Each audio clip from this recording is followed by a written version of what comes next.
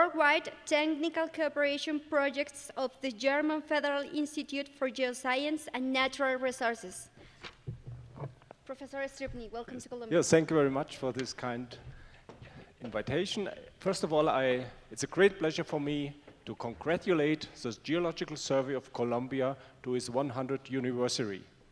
And some of these decades, there has been a close cooperation between BGR, our federal institute, and the Geological Survey of Colombia. So thank you very much for this good cooperation in the past decades, and we have still an ongoing project. You have been a strong partner for us here in South America, so thank you for that.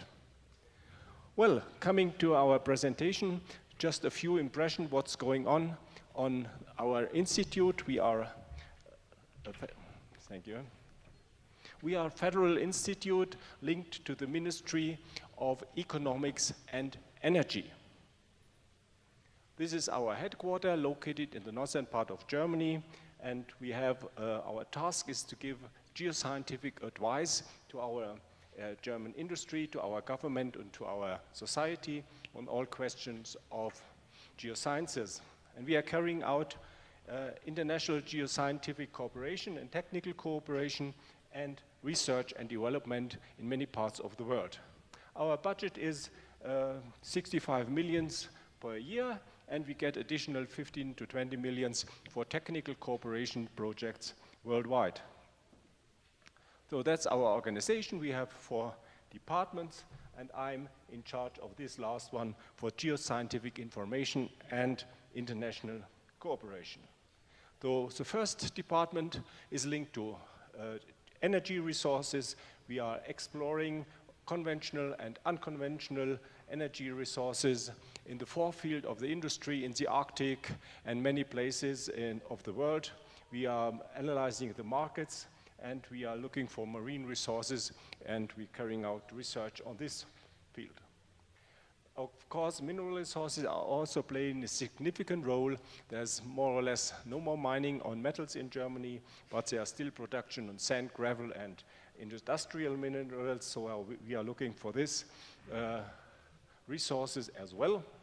And of course, groundwater is a major topic for exploration, for protection, for management of the resources and evaluation of groundwater resources in Germany, but also in technical cooperation projects. Soil is one of the most scarce commodities on this planet. The soil is unique. If you move the soil just half a meter from his location where it was created, is no more soil again. So we should look on soil in many parts of the world, especially all the forestry and all product from agriculture is coming from soil. Well, another federal task is the deposition of radioactive waste. There are ongoing research since 40, 50 years, more or less without any result. We are starting at 0 again, because it's a really matter of controversial political discussion within Germany how to handle these materials. The use of subsurface like geothermal energy or the deposition of CO2, of pressure air as well, is a research for federal interest, so it's done by BGR. And we are cooperating with many parts of the world, in South America, Africa, and Far East, and I will go more in detail to these projects. Here we have a map of this nice planet, and you can see where we are active. We have projects here in South America with all the Andean countries. We are active on Africa, more or less in all parts of Africa, in respect to minerals, groundwater, and soil. And of course, from Mongolia to Pakistan and the ASEAN countries, they are all partners of our technical cooperation. Well, some examples. We have some sectoral programs, supranational programs, for example, here with transboundary aquifers in Africa. And if you look on this map, more or less each aquifer in Africa is a transboundary one. And there we have, we make advice on the management on this. For example, it's the Maghreb countries with the Niger Basin and the Chad Basin. Here we have the detail of the Lake Chad. There is a intensive shrinking of the lake. If you look here, the last 30 years, more or less, this lake is gone. And now we are discussing with all the governments of Cameroon, Nigeria, Niger, Algeria, Libya, and Sudan, how to prevent this shrinking and what can we do that this lake might not totally disappear. And that is another project which is very important, I think, up to my opinion.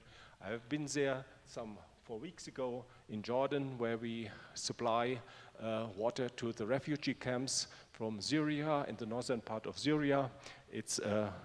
These camps are managed by UNHCR, and they are, for example, in Satari, there are 100,000 refugees with 35 liters of water per day and capita. And of course, here we are looking for additional groundwater resources.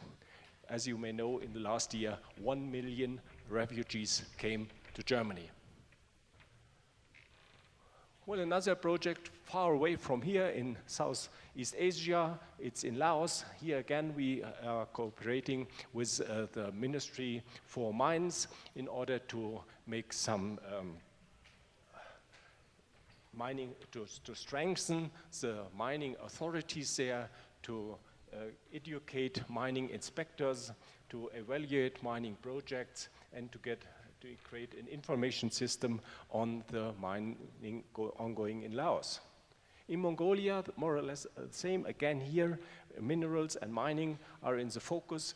Again, the ministry is our partner, and here we are making, for example, a mineral yearbook of Mongolia in order to attract Mongolia for investors of international mining companies. In Tajikistan, again, we are looking for cooperation with the Geological Survey to make an evaluation of the resource potential of Tajikistan and make the evaluation of ongoing mining projects there. In Mozambique, here we are again making capacity building for the institutions of our partners and to implement, for example, safety standards, because there are a lot of illegal mines and the miners are working there without any protections, and so we want to try to improve this situation there. There are also some bilateral projects, not only supranational, where we directly cooperate with our partner country. Here, one example from Namibia. It's a very large uranium deposit, making 7.5% of the global uranium production. But here we are also interested in some industrial minerals like feldspar, maybe for making some ceramic industry, small-scale ceramic industry for local markets down there. Another supernatural project in Africa is linked with the so-called fingerprinting of conflict minerals. As you may know, there are a lot of warlords in Africa. They are financing their troops by selling mineral concentrates. And so the international community says we had to stop it. So we elaborated a kind of fingerprinting, and now we can say, due to the different mineralogical composition of the pegmatites, for example, in East Congo, in Rwanda, and in Burundi, that we can say from about 600 small-scale mines there, from which mine, which concentrate comes from, and whether is it a certified mine, so it's a clear and open to handle concentrate, or it comes from some illegal productions. Again, and now we are here in South America. We are happy to have a supranational project now ongoing on, as you can see here, the promotion of regional cooperation in the mining sector to strengthen the sustainable development. We had opened an office in Santiago de Chile, and we are cooperating with all our partners here from Peru, Chile, Bolivia, Ecuador, and happy to say Colombia as well. So here we want to exchange information on best practice, how to handle these giant porphyry deposits with all these impacts of slags and heaps and dumps on the environment. So that is an ongoing project now. Another super action project, there have been 2 days ago in Addis Ababa, where we published a code of conduct, how to, it's best practice for geothermal drillings. As you may know, there is a big graben, a rift structure, the East African rift system, where you have a lot of volcanoes and a lot of geothermal potential. And here, of course, it's interesting to find out where are the high enthalpy resources where we can drill for steam to produce electricity. The same holds true for Indonesia. Here again is, I think, the land with the most highest number of active volcanoes worldwide. And again, here we are cooperation with the Geological Agency for products of geoinformation, evaluation standards for geo-risks, and landslide assessment. In Pakistan, again, it's a country very hard to work, where we cannot go into the field. So here we are cooperating, let me say, more or less like remote from Germany with our partners in Pakistan. It's a geological survey of Pakistan. We produce some maps on landslides. And there, for example, a hospital just was damaged some weeks ago, and there we are cooperating with our KfW Bank for Development. Where is the best place to reconstruct this hospital, that it won't be hidden by the next landslide again? In Bangladesh, also our partner is a geological survey in this case. We make geoinformation for land use and urban planning. As we have heard today, urban geology is, of course, an upcoming big topic. We have 30, 40 mega cities with millions of people living there, and many of these mega cities are located in high-risk areas due to flooding, to landslides, volcanoes, earthquake, or whatever. So I think that is a very important topic for the future. Well, besides of this international cooperation, another aspect is that we cooperate as partner of the so-called Comprehensive Nuclear Test Ban Treaty. That means there are a couple of countries looking on tests of nuclear bombs, and as you can see here, on the 6th of January, there was a test in North Korea, and our Sentinel satellite, beside having the seismic information, we looked on the satellite data from the 1st of January and the 13th of January. Every 12 days, this satellite is passing over North Korea, and when you take the difference between these two images, we can measure the land, the subsidence of the land. So we could, in this time, first time, use a new technology with satellite data in order to get another information that there was a test ongoing. And we can find, as you can see here, in a scale of few hundred meters, where we can directly locate where this test has been carried out. So beside of this international cooperation, of course, we are carrying out also research together with our partners in the partner countries. And here is the example where I myself was active, where we looked on unconventional platinum group mineralizations worldwide. And by this, it was also very happy for me to visit many deposits in Chile and in Argentina. And we looked for platinum in porphyry copper deposits, but on also a lot of other types of mineralizations, because that's a very strategic element. And that was our idea, whether porphyry copper deposits and containing platinum group minerals might be linked to island arc porphyries, or also to so-called continental margin type porphyries. We collected concentrates from all over the world, did some analytical work on it, and as a result, you can see here some tiny crystals. It's palladium telluride you will never see maybe again, because a very rare mineral comes from Papua New Guinea. So there was a proof that there is a chance to find platinum group elements in porphyry copper deposits.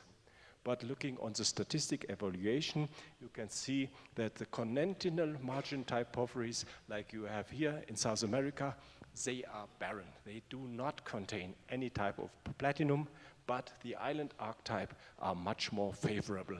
And it's maybe up 500 ppb, there might be a bonus paid for the concentrate you produce in this mine. Moreover, a very ongoing research from our institute in an international scale, it's the so-called marine research. We have some research vessels, that's the new sonar research, and we are carrying out here research on massive sulfides in the Indic Ocean. And as you all may know, we have the so-called black smokers, and now we detected the first time temperatures of 400 degrees of fluid coming out of the subsurface of the seabed, 400 degrees Celsius. And as you all may know, there are these so-called stockwork mineralization, and massive sulfides are precipitated recently. So that's an ongoing mineral forming process down there.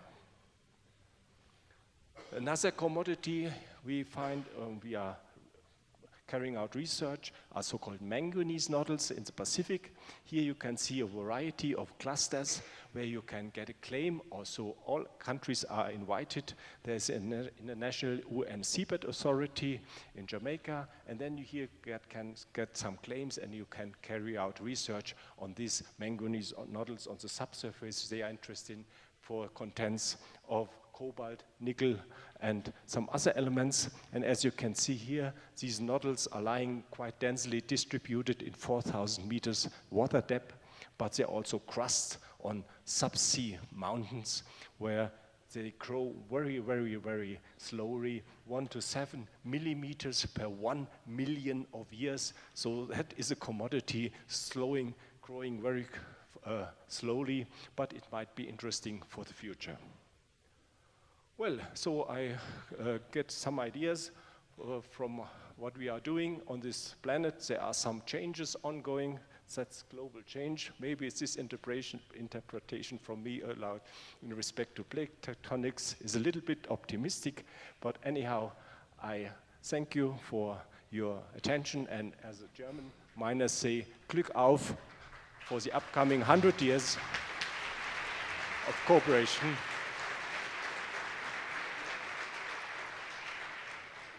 And looking forward for close cooperation, especially with our partner here as a Geological Survey of Colombia.